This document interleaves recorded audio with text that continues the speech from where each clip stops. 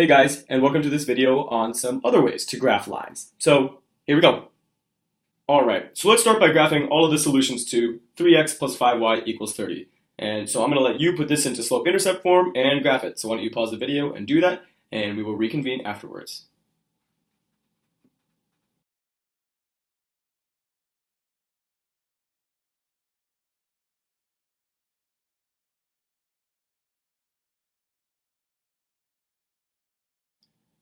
Alright, so not so bad. Once we put it in a slope-intercept form, we found that our y-intercept was 6, and our slope was negative 3/5, meaning every 5 units we went to the right, we went 3 units down. We were able to find a whole bunch of points and sketch our graph. And we also found our x-intercept of 10, which was very clear from our graph. Now my claim is that for this equation, there's actually a much easier way to graph it accurately and quickly. So note, because we're trying to graph a line, all we need are 2 points. And once we have 2 points, we can extrapolate that pattern in either direction and come up with an accurate graph for our line. So, how do we find 2 points given this original equation? Well, my claim is, why don't we just find the x-intercept by setting y equal to 0, and find the y-intercept by setting x equal to 0. So why don't you quickly pause the video and find each of those from this equation.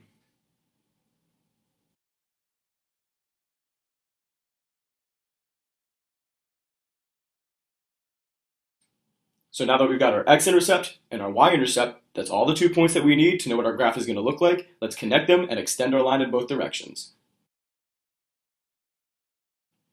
And while in this example, we went through the trouble of actually using our equation and explicitly writing out how we solved for our y-intercept and x-intercept, I'm sure just by looking at this, you could have found the x-intercept and y-intercept in your head, no problem. So just another way of quickly and accurately graphing these lines without having to put the equation in slope-intercept form.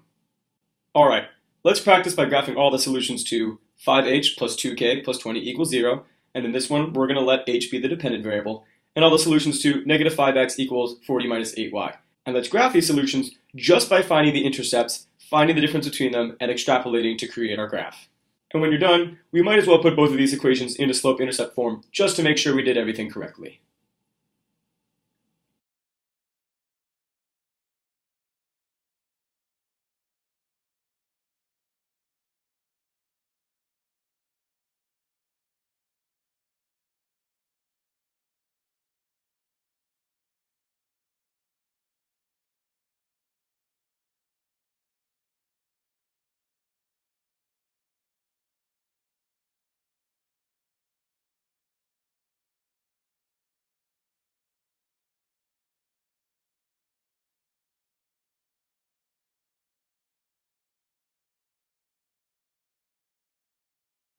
Alright, here's an equation that's going to prove a little bit more difficult than the ones we've done so far. Now, before we define which variable is our dependent variable and which one is our independent variable, let's just go ahead and find the g-intercept and d-intercept. So please pause the video and find those two intercepts.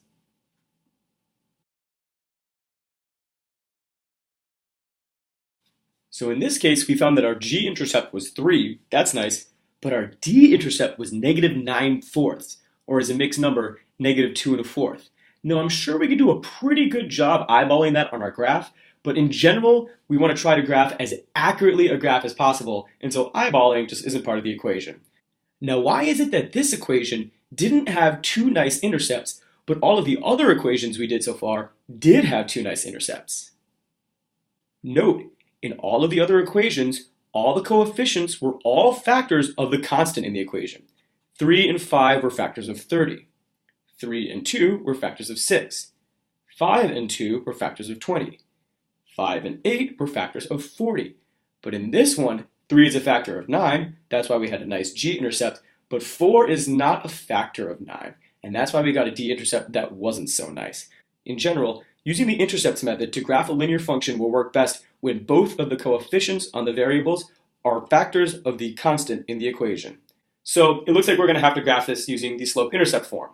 Now the question is, what should be our dependent variable, and what should be our independent variable? Well, note, if we solve for d and make d our dependent variable, we're going to have a d-intercept of negative 9/4, and we're not going to even be able to graph that without eyeballing. But if we solve for g and make g our dependent variable, we'll get a nice g-intercept of 3, and no matter what the slope is, no matter what kind of fraction, positive, negative, whatever the slope is, we can handle it as long as we have that nice intercept to start from. So if we look at an equation and it's not the case that both of these coefficients are factors of the constant, it'll be best to put the equation in a slope-intercept form by solving for the variable whose coefficient is a factor of the constant, in this case, g. So let's make g our dependent variable, put this in a slope-intercept form by solving for g, and graph.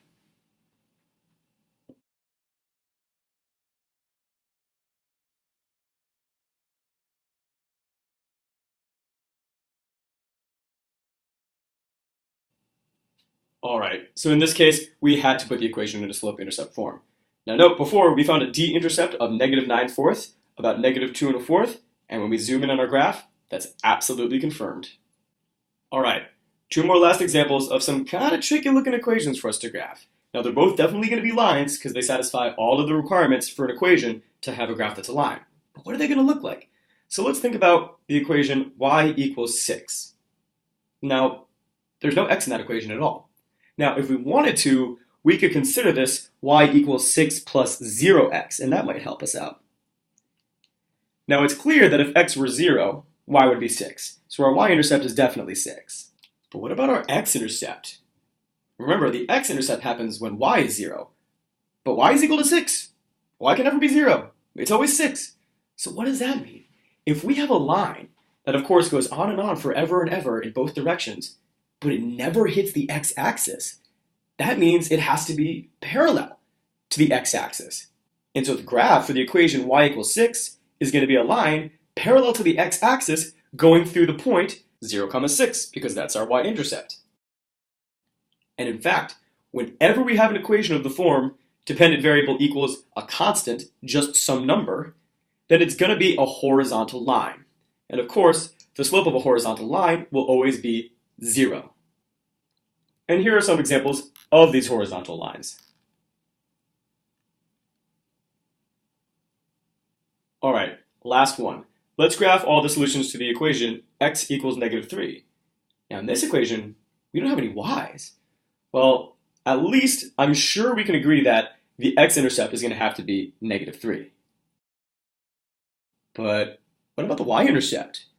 The y-intercept happens when x is 0, but x is negative 3. It's never 0. It's always negative 3. So this equation, when we graph it, has no y-intercept.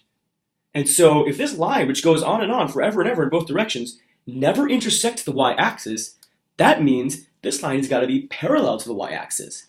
So the graph of the equation x equals negative 3 is going to be a vertical line parallel to the y-axis going through the point negative 3, 0, which is our x-intercept.